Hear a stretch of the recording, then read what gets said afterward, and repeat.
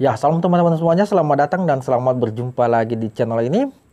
Salam damai dan salam toleransi. Nah, teman-teman semuanya, pada kesempatan ini tak henti-hentinya kita meluruskan pandangan si Mario ini. Kalau semalam saya sudah bahas beliau, maka pada kesempatan ini saya akan meluruskan lagi pemahaman beliau. Nah, teman-teman semuanya, dia berkata bahwa orang Kristen itu hanya 4 kali beribadah dalam setahun. Apa iya? Apa nggak salah? Seperti apa cuplikannya? Jangan kemana-mana dan tetap di channel ini.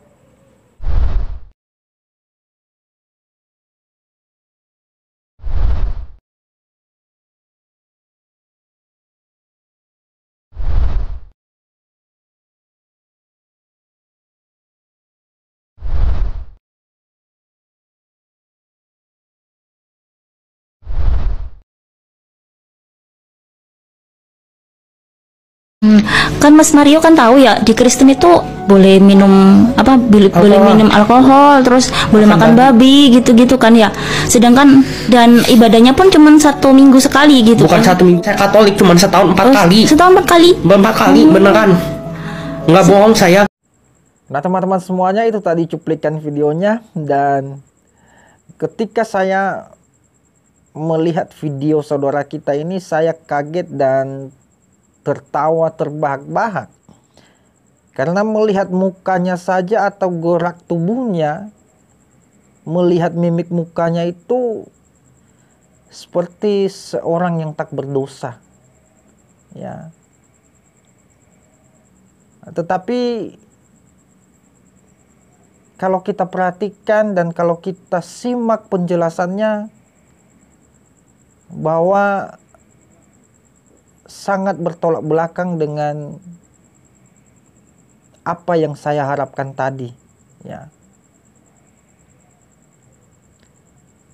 Yang pertama yang mau kita luruskan adalah ketika tadi si moderator ini bertanya atau memberikan pernyataan bahwa Kak Mario, kan di Kristen itu boleh makan babi dan boleh minum alkohol.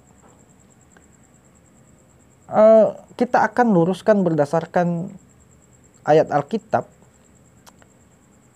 Apakah orang Kristen boleh makan babi? Saya mau katakan boleh. Dan sudah dibahas ini ribuan tahun yang lalu. Ya, 2000 tahun yang lalu sudah dibahas dan sudah ada jawabannya. Ya. Jadi kalau untuk saat ini tidak perlu kita perdebatkan. Mungkin di perjanjian lama dilarang untuk makan babi, tetapi di perjanjian baru, ya, tidak ada larangan lagi untuk makan babi. Karena kerajaan sorga itu,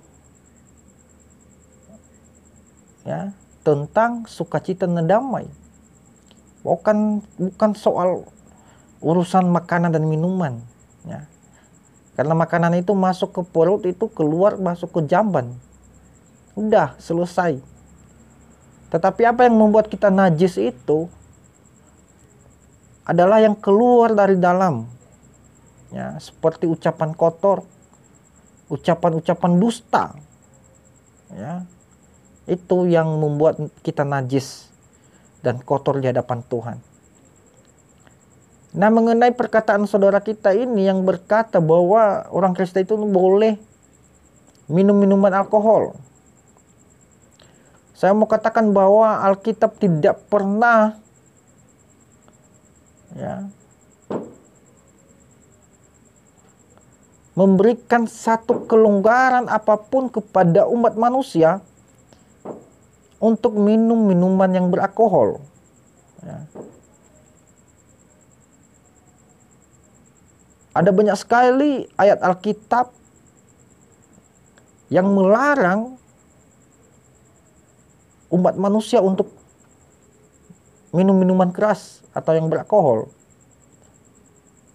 Jadi tidak dibenarkan apa kata saudara kita ini yang mengatakan bahwa orang Kristen boleh minum alkohol. Ya. Karena orang yang minum alkohol itu ada akibatnya, adalah tidak mendapat bagian dalam kerajaan sorga. Di dalam 1 Korintus pasal 6 yang ayat yang ke-10 dikatakan begini, pencuri, orang kikir, pemabuk, pemfitnah, dan penipu tidak akan mendapat bagian dalam kerajaan Allah. Jadi itu hukuman bagi orang-orang yang minum minuman alkohol. Jadi Alkitab sama sekali tidak pernah mengizinkan umat Kristen untuk minum minuman alkohol. Jadi tidak benar perkataan si cantik ini, ya, bidadari ini. Adalah yang kedua, jawaban dari si Mario. Ya. Dia berkata bahwa orang Kristen itu hanya beribadah 4 kali setahun. Saya mau katakan bahwa ada juga benarnya, seperti yang saudara katakan. Ya. Yang Anda katakan kan bukan orang lain, Anda sendiri. Bahwa saya sendiri hanya 4 kali setahun, saya tidak bohong. Ya betul. Karena cuma 4 kali Anda datang ke gereja selama setahun. Makanya Anda bisa berkata seperti itu. Ya.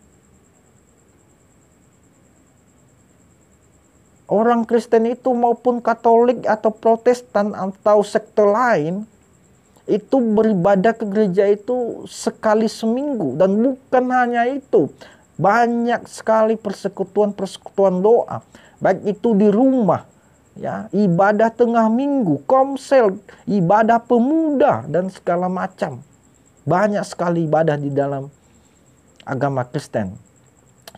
Jadi tidak benar apa yang dikatakan si Mario ini, bahwa ibadah orang Kristen itu cuma 4 kali setahun. Tetapi tidak ada salahnya, karena dia cuma beribadah 4 kali dalam setahun. Ya. Jadi kita berharap dengan adanya ayat ini, ya, saya tadi katakan bahwa 1 Korintus pasal 6 ayat yang ke-10 dikatakan, ya, ada di situ pemfitnah, penipu tidak akan mendapat bagian dalam kerajaan sorga. Jadi kalau Anda tidak mendapat bagian dari kerajaan sorga, berarti neraka sudah menanti saudara. Terima kasih, dan Tuhan Yesus memberkati kita semuanya. Amin.